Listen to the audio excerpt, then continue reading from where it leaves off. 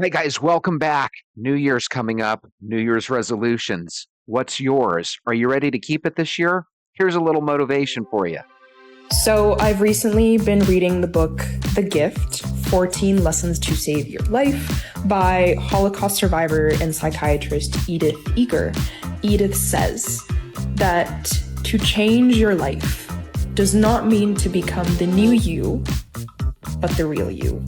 So if you've been getting busy recently, creating your list of New Year's resolutions and coming up with ways that you're going to change yourself for the better in 2023, and all power to you if you are. But I want you to get honest with yourself and ask yourself if the reason why you want to become those things is because you've heard from someone that becoming those things will make you worthy and successful, or if you want to become those things because it lights up your soul. And because when you think about the version of you 5, 10, 15 years down the line that is happy and successful and fulfilled as you define that the path that you're choosing is actually going to take you there. That's right. The key is those first couple steps in that pathway, and you got to make sure it's in the right direction. I like how this is starting. Let's keep going. New year, new you. Actually make some changes as the new year come up. Write those goals down. Get that gym membership. Start walking. Start walking outside. You can just start off simple. You can just start off with the little goals. New year, new you. Actually make them changes in 2025. Write them goals down. I need to repeat it again. Get to it. Grind. Hard work. Hard work. Set those goals. New year, new you. Are you ready? Let's do this. You cannot grow if you are planted in toxic soil. If your New Year's resolution to become this great version of yourself, maybe the first step is to get rid of the toxic soil. We're going to practice self-love, and I'm sure that especially if you've never been in a healthy relationship, you have no idea what that means. You know what love is and you know what yourself is, but you have no idea what self-love is. I'm sure you don't. If you are more worried about other people and doing things for other people and making other people happy, and you think that doing things for yourself is selfish because society made you feel like if you do anything for you, it's selfish, it's a crock of SH, okay? You need to learn and practice. It is a practice to have self-love. And when you start having self-love in 2025, you're gonna outgrow the toxic soil. Go get your shoes. To whoever needs to hear this, if you don't step out of your comfort zone, 2025 will look just like 2024. The time to change is now. I agree totally. If you're with me, let me know down in the comments. I keep seeing people post about their New Year resolutions, ideas, and I'm just going to share mine on what I'm personally going to do, or try to do, is don't care if people like me or not. I am a huge people pleaser, and it sucks the life out of me, especially with having 2 kids. So yeah, that's mine this year. What are your guys's? I like her goals. I think we should all aspire to have that. Who cares what people think about you? You're going to be putting your shoes on and walking whether they like it or not. Here's 25 things to declutter before 2025. 1. Go through and declutter your whole camera roll. 2. Go ahead and get rid of anything in your notes app that you no longer need. 3. Any old clothing that you don't wear or don't reach for anymore. 4. Any expired makeup. We do not want that on our skin. 5. Any excess apps on your phone that are taking up your good old storage. 6. Time to go through all of those junk and spam emails and texts. 7. Clean out all your junk drawers. Yes, even that one. 8. Get rid of all of your expired medication. We do not want that. 9. Clean out your car. I promise to make you feel way better in the new year. 10. Also clean out your purse. Get rid of all those receipts, anything in there that we do not need. Number 11. Also clean under your kitchen sink, your bathroom sink. Those areas are highly neglected. 12. Any digital subscriptions you don't use that are charging you money. 13. Old nail polishes or body lotions that we no longer use. Number 14. Any tote bags or plastic bags that we're no longer using anymore. 15. Any old bills or receipts that are no longer important. 16. All those unpaired, unmatched socks. 17. Any random notebooks, papers. 18. All those random cores that you do not know what they're used for. Number 19. Any old or expired skincare. 20. Any old Tupperware without matching lids or no lids. 21. All those candles or smell pretties that you no longer use. 22. Expired condiments or spices. 23. Any dead plants or flowers that live on your porch that are no longer able to be revitalized. 24, all those coffee mugs that you've collected over the years, so it's time to depart with some of those. And 25, let me say this very loudly, anything that does not spark you joy, let's get rid of that and declutter for 2025. I think that if you get rid of the clutter, things start to make a lot more sense in life. I need to get rid of some extra clutter, by the way. New Year's resolution number 1, I'm going to start treating people the exact same damn way they treat me. That's Start right. matching some energies up in here today. Mm-hmm. Yes, I am. So if you want to treat me one way, go ahead and treat me, because that's when I'm going to treat you back. It's not going to be smiling, sweet little Nurse Lindy who always just does everything that you ask. You know, it's interesting. If everyone treated people the way they got treated from that person, I think everyone would start acting a lot nicer. What do you guys think? Mom always said, honey, what's good for the goose is good for the gander. You know how you deserve to be treated. And I don't feel like I'm getting treated the way I deserve to be treated. I just don't. So, with that being said, and that's by a lot of people, not just anybody in particular. That's by a lot of people. So a lot of people's going to be pissed off at me this year. But I hope that when they get pissed off, that they realize that I'm only treating them the way that they treat me. Because you could talk to you blue in the face, and you could say, hey, I don't like you treating me that way, and that hurts my feelings, and they just keep on doing it, then that's a problem. Somebody once told me, people treat you the way you allow them to treat you. Amen. Sometimes you have to make a decision that your friend is toxic and you've had enough. And the best way to do that is just to get out of their life. I've talked about this before, but since we're in this no man's land between Christmas and New Year's when everything is just a blur and time doesn't exist, you've got to use the time to do this because it's awesome. Just go to futureme.org. It's completely free. You make an account and then you write a letter to yourself that will be sent in the future. And you can set the send date to any date that you want, but what I like to do is on New Year's Eve, I write a letter to myself. Basically talking about everything I've experienced in the last year and all of my hopes and dreams for the year to come. And then I set the delivery date to New Year's Eve the following year. It can be as long as you want. You can add a picture. It's really awesome. I just find that it is a really nice way to start the year, to kind of hear from myself. I could picture this being a movie theme. Some guy sets some sort of goal. He has himself write himself a letter for the future. He opens it in the future. Life sucks. He's not following his goals and his dreams and his wishes. And then he ends up taking those first steps to changing his life.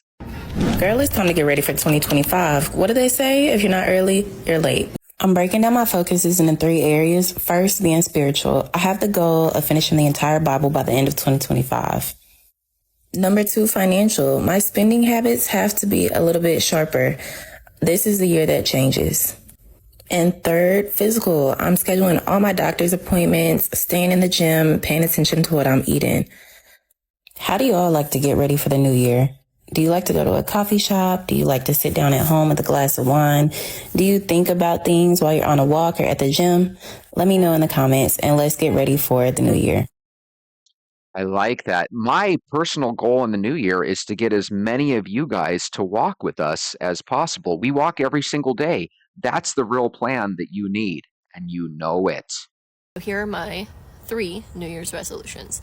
Number 1, I gotta stop overthinking things and ruminating on things that don't matter, like people's opinions who don't matter to me. Like, all of us do that.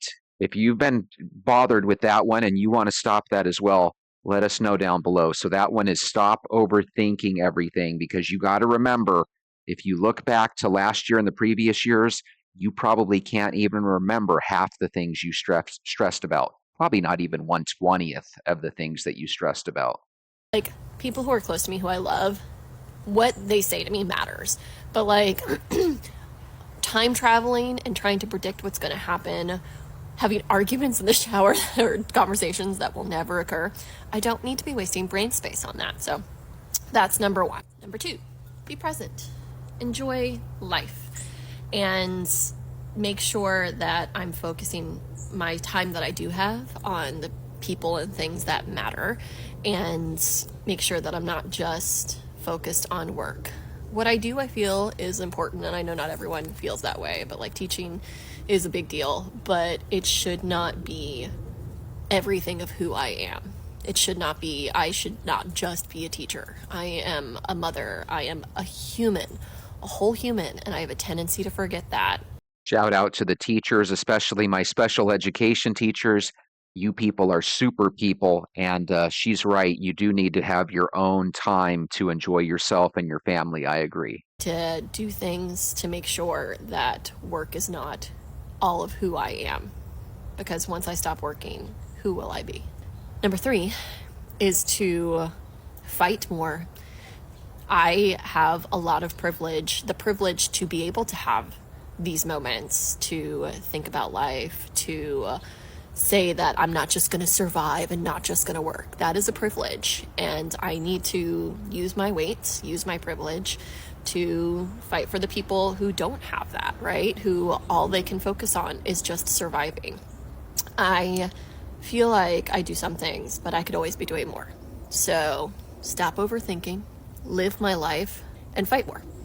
My number 3 would be go with the flow. You already fight enough. Trust me. It's the day after Christmas, and we all know what that means. We getting a step closer to everybody making their New Year's resolutions. So let me get started early. As far as a New Year's resolution, I would suggest that most of you guys make, also which I'll be practicing in my own right. Put yourself first this year. Prioritize your health, prioritize your wealth, prioritize your mental state, prioritize everything that matters to building the type of life that you want to have. Love it. I love it. 2025 is officially the year that I'm going to get down to 200 pounds. I just That's got done right. with the gym, and it just got me thinking about all of my New Year's resolutions. I'm going to get down to 200 pounds in 2025. I'm calling it, because I've already gotten down to 264 pounds from 372 pounds this past 21 months or so. I want to focus a lot That's 110 pounds. That is awesome, Sauce. Keep it going. on core strength this year. I've been doing more core work this past like 4 or 5 months or so, but I really want to try to focus on that because it's been helping me a lot with weightlifting. I want to work on cardio. I'm trying to hit 15 minutes on the stair climber. It is so dang hard. I'm up to like, I think 7 minutes, but I really want to go for 15 minutes. Side note, anybody that can do longer than like 15 minutes, I am so freaking impressed by you. I want to do a 5K. I don't necessarily know if I want to try to run a 5K because, to be very honest with you, I haven't ran probably since like 2008, but I want to do a 5K, whether that be like jogging or walking, but that's one of my goals.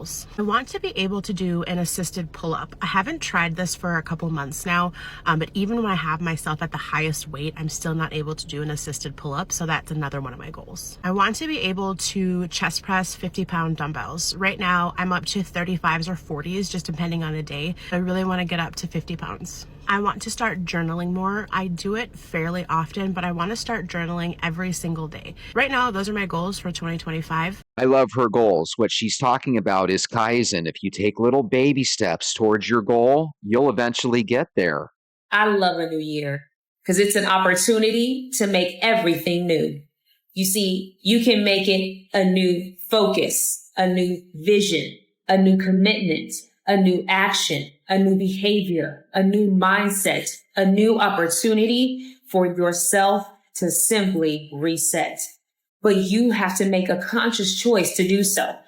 Things don't simply become new because you think it to be. It becomes new because you will it to be, because you believe it to be, because you make a conscious commitment to do things new. And when you unlock that new you, that new mindset, that new focus, that new commitment, you unlock new levels. Congratulations. If you made that commitment, you're leveling up. But check this out. There's a piece of you that wants the new year to be the first day of the new you, and you can do that. Go get your shoes. We'll do it together. Let's go for a walk.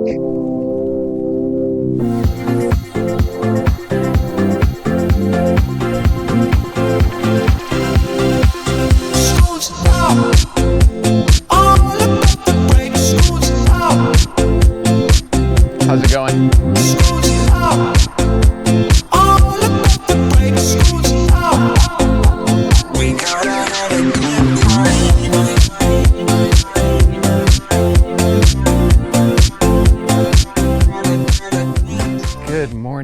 commenters. How are you? I hope you guys are having a wonderful day. Happy weekend, right? The weekend's always such a good time. There's something neat about waking up in the morning and knowing that you don't necessarily have to get to work first thing, right? That's the problem with the week. It's not that we don't enjoy work, right? It's just the idea of waking up to go to work that's kind of a bummer. That's why I always recommend do your walk first thing in the morning. It's a great way for things to slow down so that when you go to work, you're already totally refreshed and revved up and ready to go. Guys, California passed Prop 36 by 70%, right? So 7 out of 10 people voted yay on Prop 36, which officially made shoplifting a felony in California. On top of making it a felony when you steal from retail shops, it also mandated drug and mental health treatments for offenders struggling with substance abuse. I think that's the key right there. Imagine you go somewhere, you steal something, you blame it on your drug affliction, right, and addiction, and all of a sudden now this is going to force you to get treatment. So whenever anybody does anything, if they're doing drugs on top of things, maybe this will help sober some people up. Now, I don't know how they do it, but I'm sure we can all agree. There are some people that drink alcohol every day to excess, and you would never know. They don't bother anybody. They're happy-go-lucky. They pay their bills. They work. They take care of their family, etc. There's also people that probably smoke marijuana that do that. But when it comes to the hardcore drugs, even though I'm sure there's a couple of them that would fool the world too, predominantly speaking, those hardcore drugs are where people start to resort to things like thievery and other worse things that we don't necessarily need to talk about. But let's be honest, if we could get a lot of these hardcore addicts off of drugs, I think the world is going to be a better place. And a lot of times with California, whatever starts there, a lot of times other states tend to copy what California is doing. Now, on another topic related to this, if this can help some companies go back to California, that'll be great. But here's my fear when it comes to California. They'll do this to attract the companies back, because I'm sure we can all agree it would be nice if Walgreens could return to these cities so that they can have medications available and prescriptions available for the seniors that are out there that need the medications, right? But the problem with California is right when the businesses come back, they'll start to lay back and be more lax when it comes to these crimes again. So I'm hoping that California is learning its lesson, and I'm hoping businesses make California stick to this a little bit longer than just a couple of weeks or months or whatever. Hopefully California can stick to this for the rest of time. The reality is there should be some sort of crime and punishment when you're doing bad things. And I don't think it's really a punishment at all to get people sobered up on top of it all. I think that's a blessing in disguise.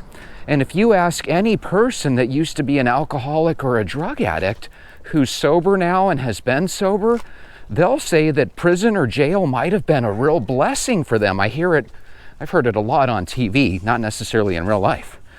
At Techno says, should have never gotten to this point. Techno, I agree with you. That's what's so irritating about this. It's like California just wanted this to keep going forever, or at least the leadership did. But here's what's awesome. When you pass something like this, 70% to 30%, what that tells me is that, hey, as crazy as I think California is, the people of California are with me. They're with us. The Democrats, they actually believe in a lot of the same things we do. Some way, somehow, they got swept up into this. And because I know you guys want good for your city and your state, I just want you to know, maybe someday I'll go back to Disneyland. I miss you, Mickey. Okay, at Rick Shablitsky, 6211 says, about friggin' time, letting these bastards walk out of the stores with shopping carts full of merchandise was insane. You guys remember the other day we heard that Big Lots is going to be literally closing all of its stores? it got to a point at Big Lots where people were literally going in, filling up carts. They don't do carts as much out here though. They would fill up empty backpacks full of stuff and just walk out of the store.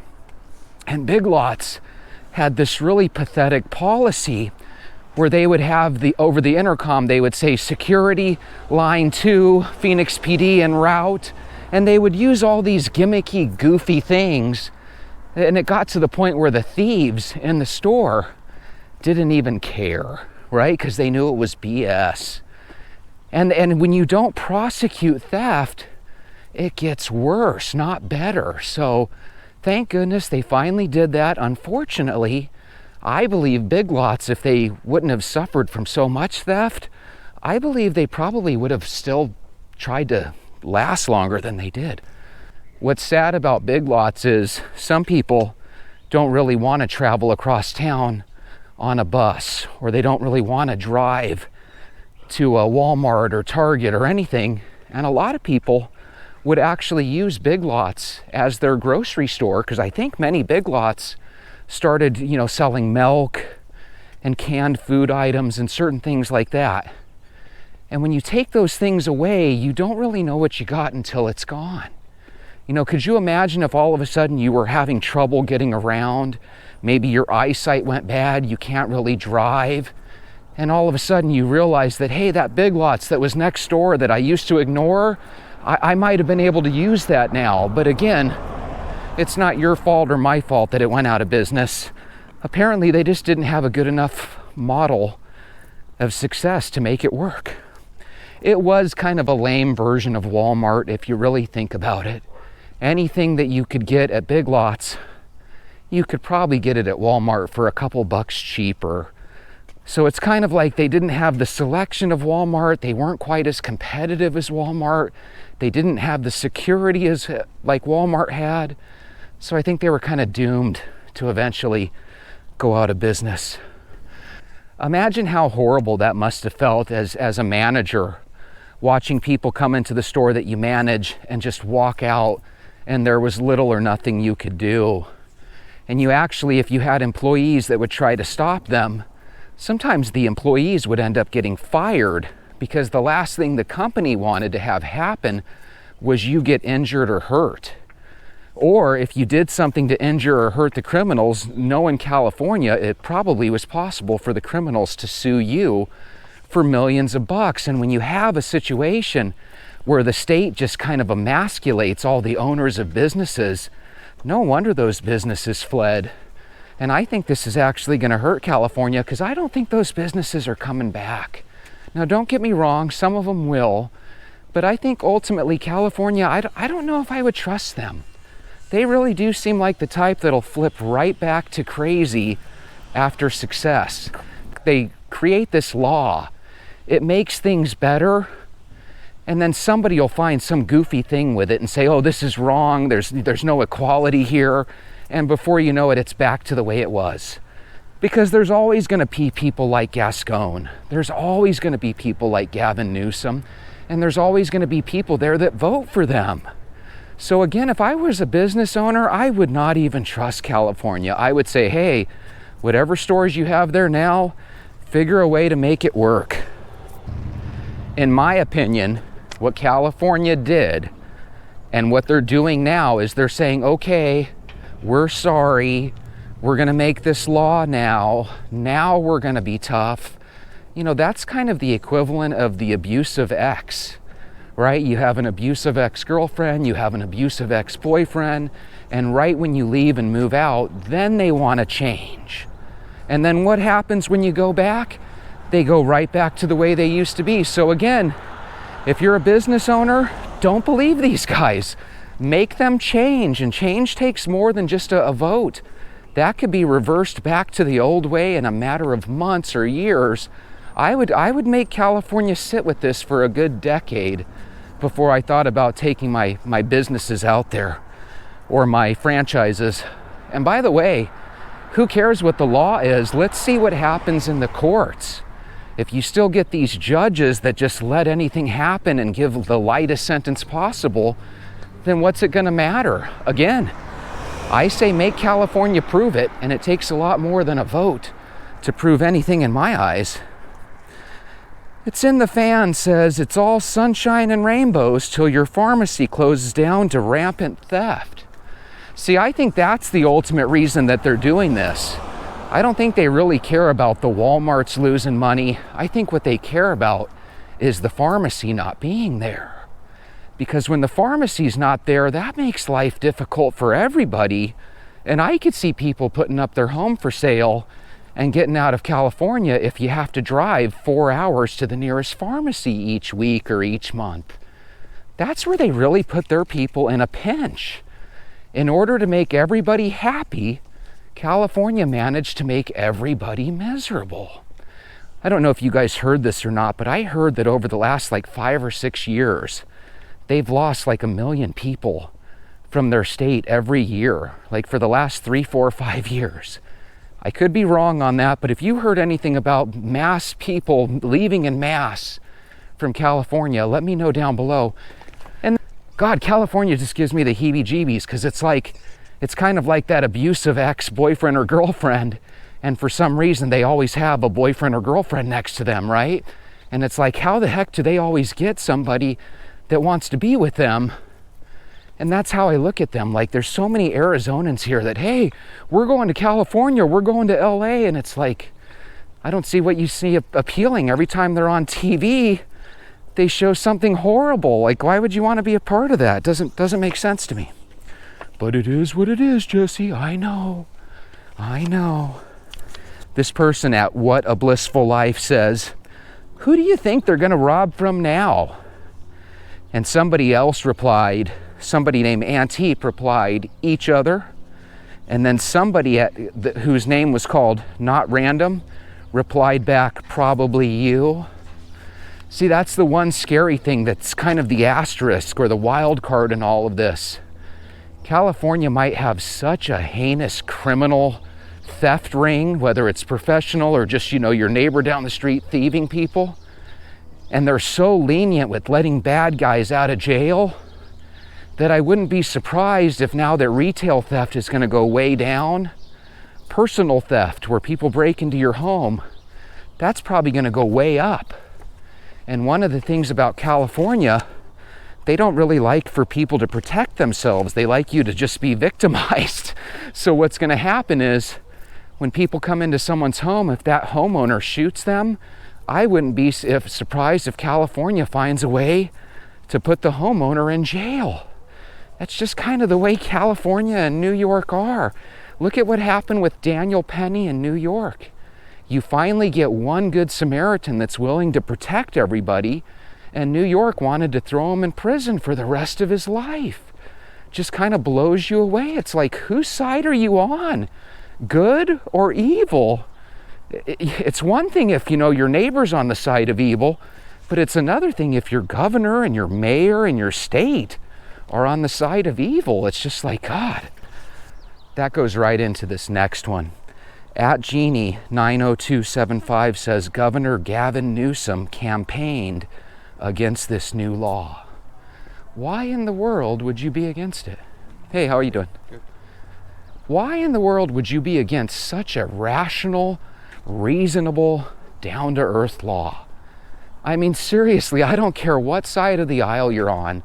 Isn't there a point where you have to say, wait a minute, they're going to make it illegal to steal from businesses, and we've been bleeding businesses left and right to the point where it's tough for some people to get their prescription filled, and you're going to actually fight so it stays the same?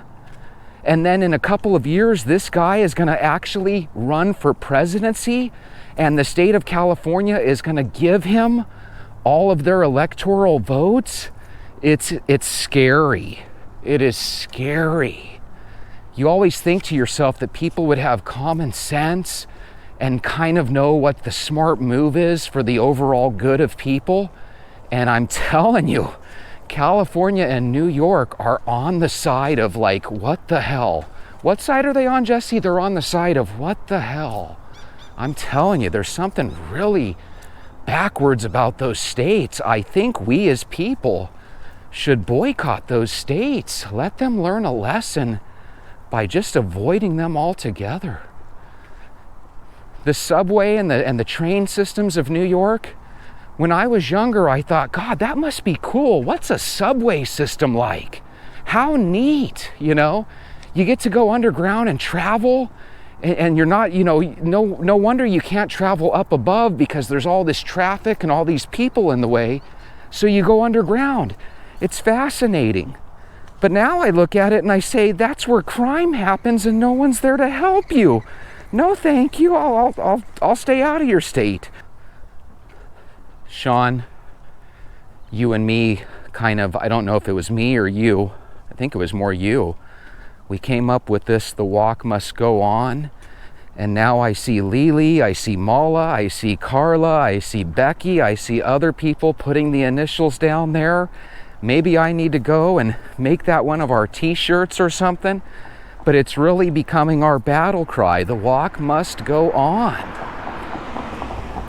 By the way, if I went on a game show and I won an all-expense trip to Los Angeles or San Diego or San Francisco, I would probably cheer and be happy for it too, you know?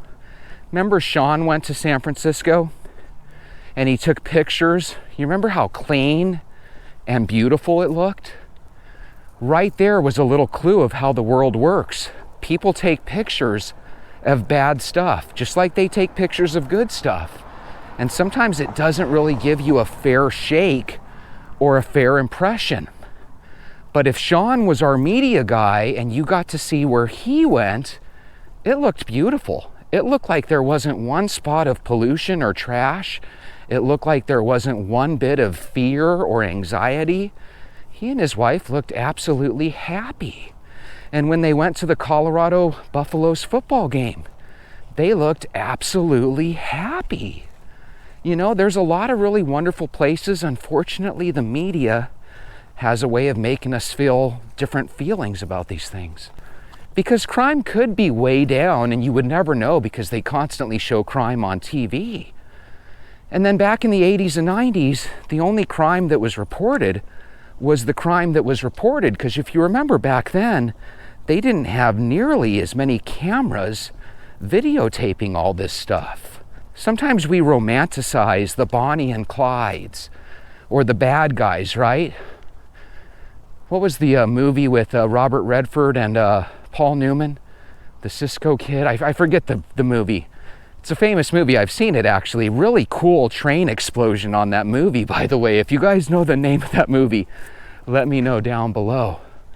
But we have a real way of romanticizing the bad guys in this country.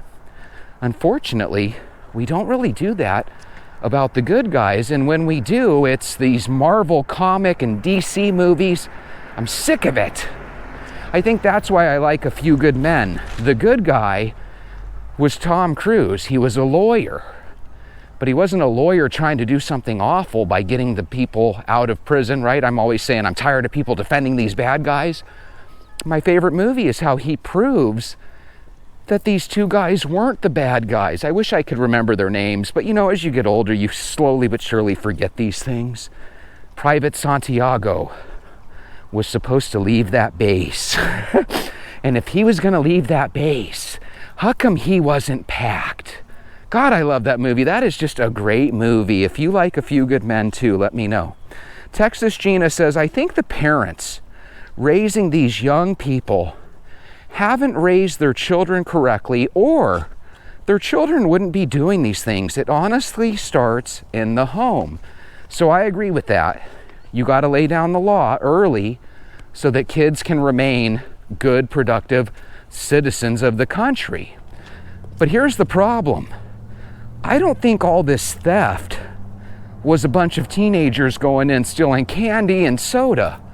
I think these were adults going in, filling up their cart with Christmas gifts and expensive stuff, and just walking out because they knew they could and that no one would stop them. I also think this was people going in, stealing expensive stuff, putting it in their clothing, taking off. If you tried to stop them, they would be willing to hurt you to keep going. So I don't know, maybe you guys disagree.